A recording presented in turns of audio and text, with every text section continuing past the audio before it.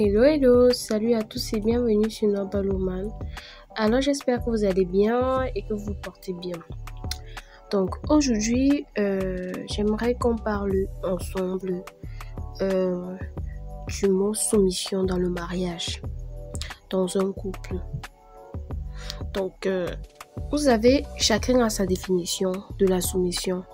Chacun utilise ce mot parfois pour à de bonnes fins, parfois à de mauvaises fins. Donc, j'aimerais qu'on comprenne ensemble le sens du mot soumission. Beaucoup de femmes détestent ce mot. La femme doit être soumise et tout ça. Cette phrase-là, beaucoup de femmes détestent cette phrase. En réalité, cette phrase n'a pas de problème.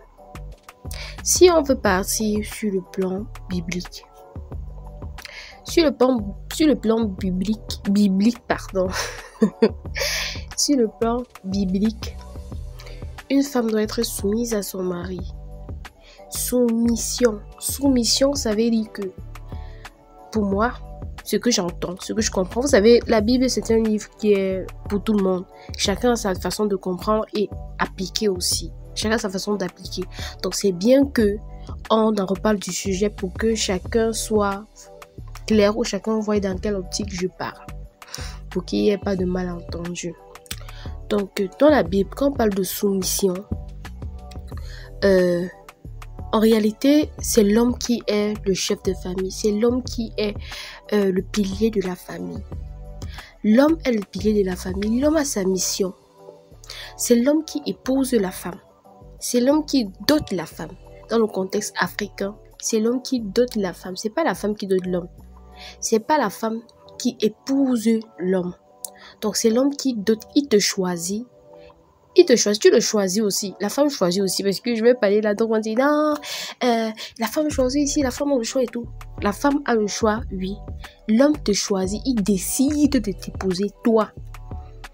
Parmi peut-être 100 concurrentes, 1000 concurrentes, 1000 femmes avec qui il flirte et tout. C'est toi qui choisis. Quand il te choisit, ça veut dire quoi? Et tu acceptes. Il te choisit. Maintenant, c'est à toi de dire non ou oui. Et puis toi, tu acceptes de le suivre. Quand tu acceptes de le suivre, ça veut dire que tu acceptes de l'aider à accomplir sa mission.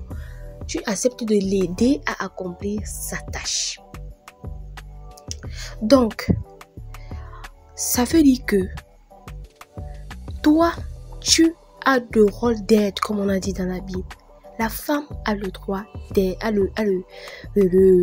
la position, la posture d'aide. Donc, quand elle accepte de se mettre avec son mari, ça veut dire qu'elle accepte d'aider ce monsieur-là, ce jeune homme-là, à pouvoir accomplir sa mission. Vous savez, bibliquement, chacun a sa mission. Chacun a sa mission sur terre. Elle a sa mission, lui, il a sa mission. Maintenant, dans le mot soumission, quand il te choisit et que tu acceptes, ça veut dire que tu acceptes de l'aider à évoluer. Tu acceptes aussi de l'aider à pouvoir accomplir sa mission. Le mariage, c'est deux personnes qui se mettent ensemble pour former un. Donc, ça veut dire, si ton mari est content, si ton mari accomplit sa mission, directement aussi, ça va se répercuter sur toi parce que tu auras aussi accompli ta mission biblique. Tu auras aussi accompli ta mission. Donc, quand on parle de soumission et que les femmes revendiquent, moi je pense que elles revendiquent parce qu'elles se disent que la soumission, c'est que tout ce que ton mari va dire oui, tout ce qu'il va faire, tu vas dire oui, tout ce qu'il va dire, tu seras d'accord, machin, baigner, oui, comme on dit souvent dans notre jargon. C'est faux. Moi je pense pas que c'est ça, en fait. Parce qu'il y a des fois, l'homme se trompe, c'est lui le chef. On a besoin... Justement, dans le couple, il n'y a pas de j'ai gagné, il n'y a pas de guerre, il n'y a pas de qui a gagné qui par rapport à un sujet précis. On est ensemble, on se met ensemble, on décide de coopérer ensemble, on décide d'avancer ensemble, on décide de cheminer ensemble, on décide de s'aider mutuellement. Donc, quand on entend soumission, ce n'est pas que tu abandonnes ta vie personnelle pour t'attacher à ton mari. Non, toi, tu as tes objectifs, toi, tu as tes rêves. Ça n'empêche pas que tu puisses accomplir ton devoir. C'est ton devoir conjugal et tu l'as accepté. Personne ne t'a mis la corde au cou. Tu l'as accepté. Tu as accepté d'aider ton mari dans sa mission. Donc, tu dois l'aider tout ce qui concerne l'accomplissement de ses projets. Tu dois l'aider. Quand je dis l'aider, tu peux l'aider. Tout le monde a sa façon d'aider. Il y a des femmes qui peuvent aider financièrement. Il y a des femmes qui aident juste avec le soutien moral. Il y a celles qui aident avec les conseils. Parce que les femmes, laissez-moi vous dire que les femmes sont très sages. Il y a d'autres que c'est avec son intuition qu'elle t'aide. Ah non bébé, ça va pas marcher. Non, non, ceci va marcher. Donc, être soumise, ce n'est pas dans ce sens-là. C'est pas dans le sens esclave, maître et tout ça, comme beaucoup d'autres religions et beaucoup d'autres personnes nous laissent croire. Il faut avoir un esprit ouvert pour comprendre. La Bible n'a jamais voulu que quelqu'un soit esclave de qui que ce soit. Tout ce qui est écrit dans la Bible, jamais l'esclavage. Il n'y a pas d'esclavage. C'est juste que chacun doit comprendre le sens du terme. Donc moi, quand je parle de soumission, c'est dans ce sens que je viens d'expliquer. Moi, je pense que les femmes doivent être soumises. Et aussi, s'il n'y a pas quelqu'un pour dire non, c'est bon, on arrête, stop, on ne parle plus de ça. Je vous assure que la femme va discuter. Surtout que la femme, elle est palabreuse. Elle est palabreuse. Genre, elle n'a pas tendance à se laisser faire, surtout avec cette aide féministe et machin. Elle n'a pas tendance à se laisser faire. Donc, il faut bien un homme, il faut bien quelqu'un pour trancher les discussions. Parce qu'il y a les discussions que les deux parties ne s'entendent pas et que tu restes tranquille, tu écoutes, tu fais ce que ton mari dit ou ton conjoint dit parce que tu sais que c'est lui l'homme. Tu le suis et c'est pas toutes les fois qu'il a tort.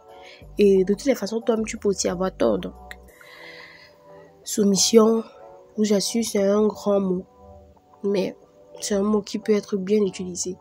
Ça dépend de la façon dont chacun définit son mot soumission. Quand on dit je veux être avec une femme soumise, il faut expliquer ton mot soumission. Surtout quand tu viens de rencontrer une femme. Il faut expliquer ton sens je t'aime soumission. Ce n'est pas forcément l'esclavage que monte, tu montes, descends, tu descends. Non. Tu es une personne réfléchie. Tu as fréquenté. Tes parents ont souffert pour t'envoyer à l'école. Tes parents se sont battus pour que tu sois la femme que tu es aujourd'hui. Donc, il est inadmissible que tu entres dans un foyer, tu te mets à te comporter comme un ordinateur ou comme une machine, comme un robot. Tu dois réfléchir. Tu dois aider même avec la réflexion. Donc, j'aimerais aujourd'hui inviter toutes les femmes, à être des femmes soumises. Soyez des femmes soumises. Soyez bénis et gros bisous à tous. Et j'aimerais aussi vous parler de quelque chose, j'allais oublier. Il y a un bon plan photographie pour tous les abonnés de l'Allemagne. Pour ceux qui seront intéressés, laissez un commentaire et je vais vous communiquer mon adresse email. On va pouvoir causer là-bas tranquillement. Donc, pour ceux qui seront intéressés, je vous invite. Je crois que j'ai fait une vidéo sur le bon plan photographie en Allemagne, mais je crois qu'on a bloqué, je sais pas trop, ou c'était être droit d'auteur et tout. Donc, si vous êtes intéressés, mettez juste cela en commentaire et je vous envoie mon adresse email. On va causer par email. Donc, merci à tous et on se revoit à la prochaine vidéo.